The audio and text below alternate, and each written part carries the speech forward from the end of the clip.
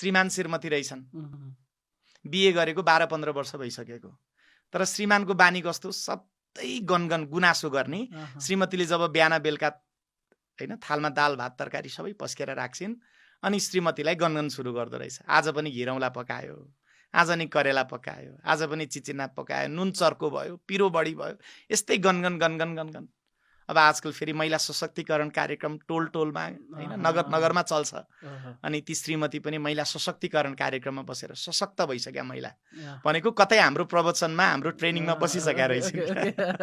त्यसपछि श्रीमतीलाई पनि लागेछ कति गनगन गर्छौ बुढो, यति मायाले पकाउँछु, प्रेमले पकाउँछु, तर कहिल्यै प्रशंसा गर्न आउँदैन तिमीलाई, पर्ख एक दिन तिमीलाई म सबक सिकाउँछु भन्ने लागेछ श्रीमतीलाई। अनि बारीमा घाँस काट्न गएको बेलामा थोरै दुबो टिपेर पनि लिएर आइन्। अनि फेरि बेलुका खाना खाने बेला भयो, अनि श्रीमानको थालमा दाल भात तरकारीसँगै त्यो घाँस पनि थुप्दिन्छ राख्दिछन् कि हजुर।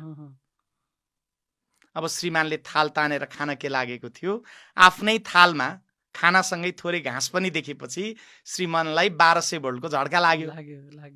अनि श्रीमानले श्रीमतीलाई भन्छ, के गरेको तिमीले यस्तो, तिमीले मलाई जानवर सम्झेको, म जानवर हो मेरो थालमा घाँस राख्ने भनेर अलि चर्को आवाजमा श्रीमतीतिर अलि बोलेपछि श्रीमतीले पनि मुसुक्क मुस्कुराएर भन्छन्, मेरो लागि त तपाईँ जानवरै हो। अब श्रीमानलाई अर्को 2400 भोल्टको झड्का लाग्छ।